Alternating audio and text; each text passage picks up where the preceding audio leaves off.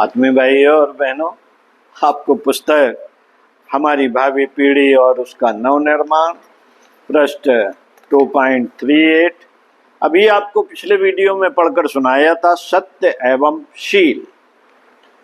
इसी क्रम में आपको सत्य एवं शील का क्रम में बच्चे सत्यनिष्ठ कैसे बने आपको पढ़कर सुनाते हैं। आइए सुनते हैं। साथियों, यह बात भी विश्वास करने योग्य है कि सदा ही सत्य सरल और असत्य कठिन होता है। झूठ बोलने में, बेईमानी करने में, ठगने में, चोरी करने में, व्यभिचार में, चालाकी में, चतुरता में, होशियारी और पेशबंदी की बड़ी आवश्यकता है। इसके विपरीत सच बोलने में, पूरा तौलने में, ईमानदारी बरतने में, सदाचारी रहने में किसी खटपट की जरूरत नहीं। लेकिन संचित संस्कारों, पुरानी आदतों और वातावरण के दुष्प्रभाव के कारण सन्मार्ग पर चलते चलते पैर फिर जाता है, लड़खड़ा जाता है। आदमी सत्य के विपरीत झूठ का अवलंबन लेता है। इसलिए आवश्यक है कि बचपन से ही सत्य बोलने की आदत डाली जाए।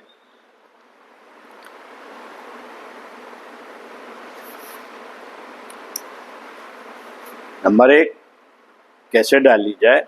बच्चे में सत्य बोलने की आदत डालने हेतु जो सबसे बड़ा प्रयास करना है वह यही है कि माँ बाप स्वयं सच बोले।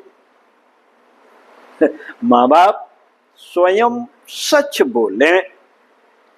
झूठे माँ बाप अपने बच्चे से सत्य के प्रति आस्था पैदा ही नहीं कर सकते। झूठे माँ बाप अपने बच्चे से सत्य के प्रति आस्था पैदा ही नहीं कर सकते। महात्मा गांधी ने सत्य का पाठ अपने पिता से पढ़ा था। उनके पिता राजकोट रियासत के दीवान थे, परंतु सदैव सत्यता के मार्ग पर चलना उन्हें पसंद था। एक बार सत्य बोलने के लिए उन्हें राजा का कोप भाजन भी बनना पड़ा और वे जेल तक भेज दिए गए, परंतु उन्हें छोड़ दिया गया। उनकी स्थायी ख्याति हो गई थी।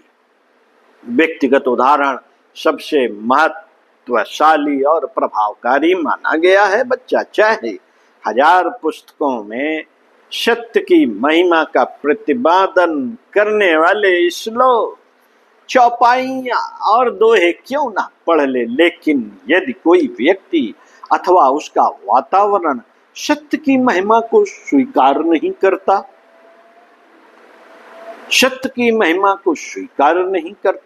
तो वह भी सत्य के प्रति आस्थावान नहीं बन सकेगा। माँ बाप के ज्वलंत उदाहरण ने बालक मोहनदास करमचंद गांधी में सत्य के प्रति निष्ठा पैदा कर दी। पाठशाला में जब निरीक्षक आया तो अपने मास्टर के संकेत करने पर भी उन्होंने अपने साथी विद्यार्थी की कॉपी से देखकर स्पेलिंग ठीक नहीं किया। यह केवल उनके माता पिता का प्रभाव था। नंबर 2, सत्य के लिए वातावरण चाहिए। माता पिता के उदाहरण के साथ साथ परिवार एवं बच्चे के साथियों को भी ऐसा होना चाहिए जो सच्चाई को जीवन नीति समझते हो। धार्मिक भाषा में इसी को सत्संग शब्द से संबोधित किया है। जिन बच्चों को आदर्श व्यक्तियों के संपर्क में आने का सुअवसर बचपन से मिल जाता है, उनका चरित्र हीरे के समान चमकदार बनता जाता है। यद्यपि आज सच बोलने वालों की तुलना में झूठे लोगों की बहुतायत है। फिर भी ऐसा नहीं माना जा सकता कि सच्चे लोग हैं ही नहीं। हर क्षेत्र और हर गांव में ऐसे लोग होते ही हैं। माँ बाप को चाहिए कि गांव, मोहल्ले अथवा नगर के ऐसे लोगों जिनको वह भली भांति जानते हों के पास अपने लड़के को कभी कभी ले जाकर परिचय करा दें। बच्चे के दिल में उनके प्रति आस्था पैदा करके उन्हें यह उपदेश भी दे दें कि वह कभी कभी इनके पास अवश्य आया करे, ताकि उनके संपर्क से उसे बहुत कुछ शिक्षा मिले। दूर रहने वाले सत्यवादी और आदर्श लोगों से बच्चे का पत्र संबंध कराना चाहिए। 2-4 लोगों के नाम पते यदि पिता अपने बच्चे को बताकर किसी तात्कालिक समस्या पर अपने बच्चे से उनको पत्र लिखाए तो उत्तर आने से बच्चे में स्वयं उन लोगों के प्रति रुचि पैदा होगी। तब वह उनको पत्र लिखना आरंभ करेगा और धीरे धीरे उनके चरित्र का प्रभाव बच्चे पर पड़ता रहेगा। नंबर 3, बच्चे के संगी साथी ऐसे होने चाहिए जैसा कि आप अपने बच्चे को बनाना चाहते हैं। लोफर, गुंडे या फैशन परस्त लड़कों के साथ उठने बैठने अथवा खेलने या टहलने की अनुमति आप बच्चे को कदापि न दें। चाहे आपको कुछ कड़ाई ही क्यों ना करनी पड़े, आप बच्चे की मुंह देखी न कर उसे बुरे लड़कों के साथ संपर्क रखने से मना करें। साधारणतया 14-15 वर्ष की अवस्था होती है जब बच्चे के अंदर उमंग होती है। वह हर अच्छाई बुराई का मजा चखने की चेष्टा करता है, सभी के संपर्क में आने की चेष्टा करता है। इसमें उसे कोई दोष नहीं मालूम होता। जब माँ बाप उसे किसी विशेष सोसाइटी में जाने से रोकते हैं, सिनेमा अथवा नाटक देखने से रोकते हैं, तो वह तरह तरह के तर्क देकर अपनी श्रेष्ठता एवं दुर्भावना को सिद्ध करने की चेष्टा करता है। माँ बाप के निर्देशों के औचित्य का अपने तर्कों से खंडन करके अपनी बात को सही सिद्ध करता है। इस आयु में बच्चे की तर्क शक्ति बढ़ जाती है।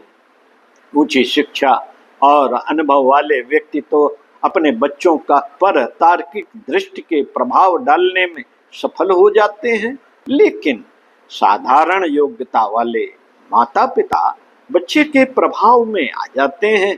इसलिए इस अवस्था में चाहे थोड़ी कड़ाई करना पड़े, मगर बच्चे को बुरी सोसाइटी में उठने बैठने, खेलने आदि की अनुमति न दी जानी चाहिए। उसे खेलने, घूमने, टहलने तथा मनोरंजन का अवसर दिया जाए, लेकिन पूरी बुरी सोसाइटी के साथ नहीं।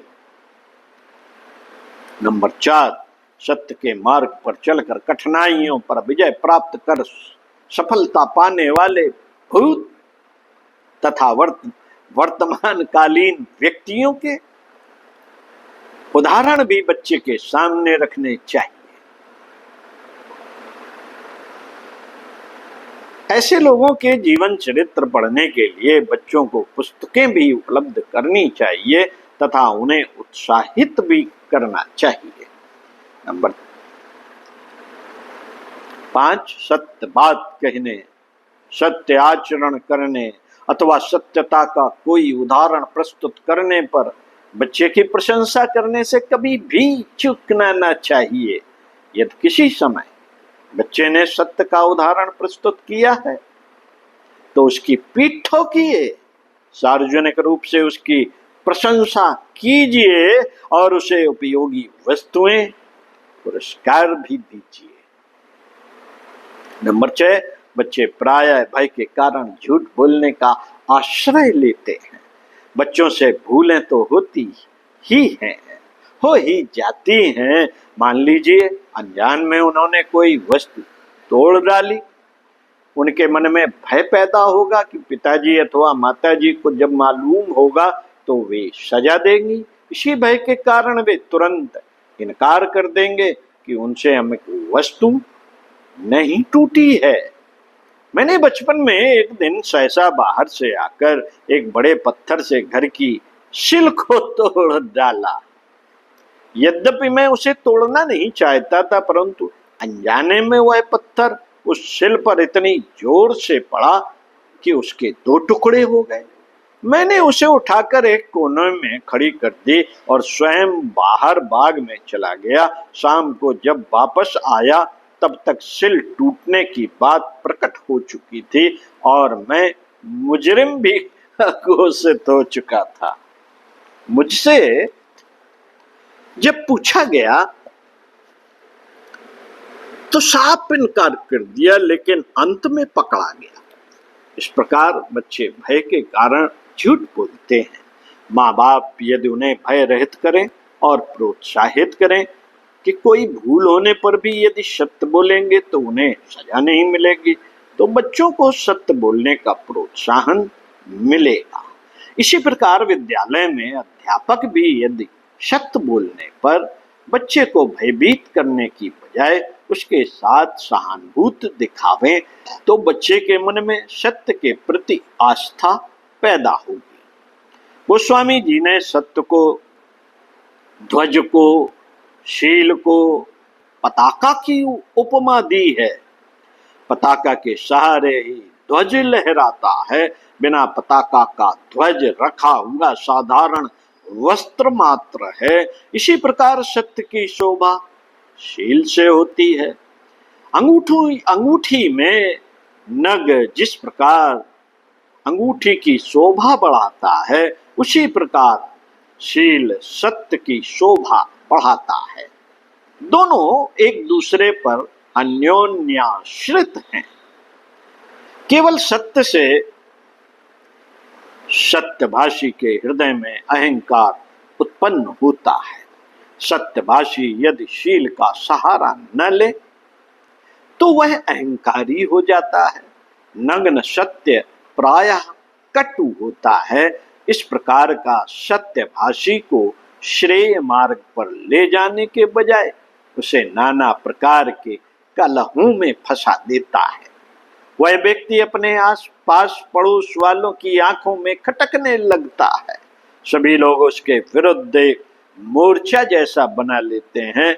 फिर उसका सारा समय आपसी प्रतिद्वंदिता में ही लगने लगता है और सत्य भाषण का पूरा पूरा लाभ उसे नहीं मिल पाता। इसलिए कहा गया है, सत्यम ब्रूयात् प्रियम ब्रूयात्। सत्य बोलो लेकिन प्रिय बोलो। ऐसा सत्य ना बोलो जो प्रिय ना हो। महात्मा गांधी का सत्यशील से ओतप्रोत रहता था। जीवन भर उन्होंने सत्य और अहिंसा का प्रचार किया, लेकिन दोनों को प्रेम पर ही आश्रित किया। वे अपनी सत्यता पर हिमालय के समान दृढ़ और अचल रहते थे। भारी से भारी विपत्तियां भी उन्हें अपने मार्ग से विचलित नहीं कर सकती थीं, परंतु व्यवहार में वे अपने विरोधी से भी रुई के समान मुलायम थे। कभी भी उन्होंने रूखेपन से बात नहीं की। वार्ता के समय सदैव उनके होठों पर प्रसन्नता नाचती रहती थी। वे अपनी बात को इस प्रकार कहते थे कि सुनने वाले को कर्ण कटु न लगे, वरन वह उसकी वास्तविकता को हृदय से स्वीकार करें। दूसरे शब्दों में यूं कहा जा सकता है कि मीठी वाणी से वे अपने विरोधी के हृदय तक अपनी बात को उतार देने में सफल हो जाते थे। ओम शांति। साथियों, इसी क्रम को आगे बढ़ाए रखते हुए सत्यशील की बात करेंगे आपसे अगले वीडियो में। विषय यही सद्व्यवहार और शालीनता। तो सुनते रहिए कुछ अच्छा और पढ़ते रहिए कुछ अच्छा। जो पढ़ा गया है, जो सुना गया है, उस पर जो बात अच्छी लगे उसे डायरी में नोट कर लीजिए और उसका चिंतन कीजिए, उस पर मनन कीजिए। ओम शांति।